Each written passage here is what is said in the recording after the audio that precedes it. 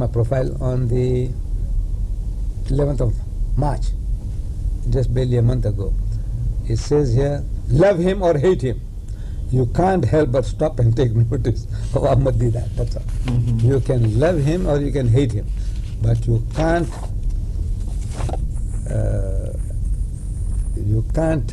help but listen to him. Disagree with him, but you can't help listening to the guy. Because in other words, whatever I'm putting through to you, it sounds reasonable.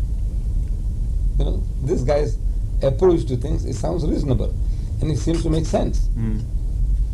Like the Westerner, you know, in his laws, he seems very compassionate. The whole West, compared to the Muslim, is trying to create a picture that we Muslims are harsh and cruel people. For certain crimes, with a chop of the guy's hands. For certain other crimes, with a chop of his head, which is a fact. But the Westerner, in comparison, is very compassionate and kind and merciful. I said, that is the picture that you create, but that picture is not true. I'll give you an example. I say, you see Peter Sutcliffe, the Yorkshire Ripper. You from England? I'm from London. Right. You know the Yorkshire Ripper. I know the He raped and raped 13 women, for which he's enjoying a double life sentence in prison. And in 20 years' time, he'll be out for good behavior. And he'll be writing his memoirs. And he'll make $1 million out of that. At the moment, he is a born-again Christian in prison. He is the leader of the church choir in prison. Really? He's got his own separate little apartment in which he's got his own TV set and VCR. And he is studying law. And he'll be out for good behavior in 20 years' time, if not less than that. Because you people are very kind and compassionate. In the house of Islam, he said 13 men he should be chopped off 26 times, chop off his head 26 times, if it's possible. Kill the guy, man, get rid of him.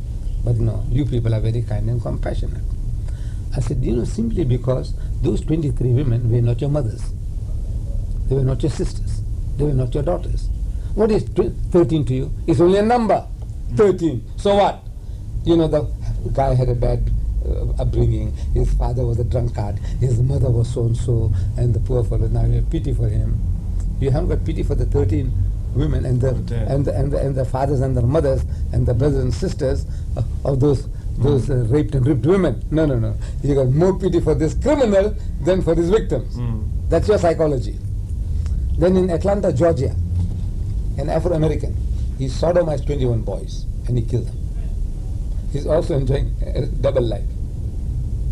He's also will be out for good behavior in 20 years' time to write his memoirs and make $1 million out of that. Right. You people are very kind and very compassionate. You see, because those 21 boys were not your brothers. They were not your sons. What is 21 to you? It's only a number. So let him simmer. He's there in jail. He's paying for it. Because you people are very kind and compassionate. The West. Yeah. You are now portraying the picture that you people are very kind and compassionate. So I said, let's take a step further. In San Francisco, a man had raped 9 women and killed them. A Caucasian, a white man. But before killing them, he used to burn them in the genitals with cigarette. Tie them up, get them, and hold up. The guy got caught. Same old story. He got caught now. He's crying, to have mercy. Now the jury system, I heard something new about that, beautiful thing about the jury system. That in a jury, 12 out of 12 must opt for death penalty in America. Otherwise, no death penalty. If 11 said the guy deserves to die, electric chair or cyanide pill.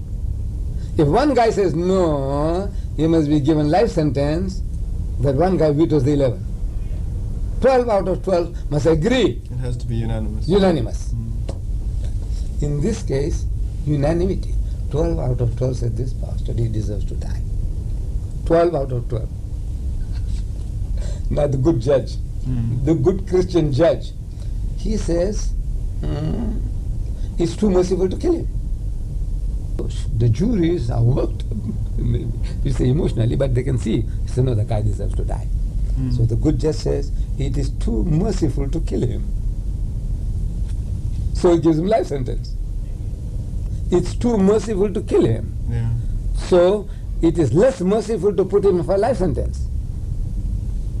So I'm telling you now that you people are not kind and compassionate. You are sadists. This is sadism. You're getting pleasure in keeping the guy alive. You're getting pleasure in that. So you are sadist by nature. You people are sadists. But the picture you give is you are kind and compassionate, as in contrast to the Muslim. So you think this is an entirely false picture? It's a false picture. Now, are we talking about Islam as a faith, or are we talking about Islam as a secular as a way of life? As a way of life. Yeah. In other words, in our Sharia, our law, Islam, a person doing certain things is a habitual criminal. Chop off his hand. I have been to Saudi Arabia dozens of times, but I can't remember seeing a guy without a hand cut. I'm not to say there are none, but I didn't see one. In other words, you might have think that every other guy has got his hand chopped off. It is not so. Rape. The guy gets beheaded. Behead the guy, whether he's a Saudi or is a non-Saudi. Drug trafficker. Is it? Behead him. You got rid of this antisocial character. That guy is going to destroy my child's life. Drug peddler. If you are a drug addict, it's different. You are an addict, you are different. But you are a peddler, there's no mercy for you. Because you are the one who's going to have so many other lives destroyed. But you people are very kind and compassionate. So you're paying the price. You pay the price. For example, the number of murders that take place. In Washington, D.C., rapes, robbery and murder take place in a week in Washington, D.C. That number doesn't take place in the whole of Saudi Arabia in a year. Washington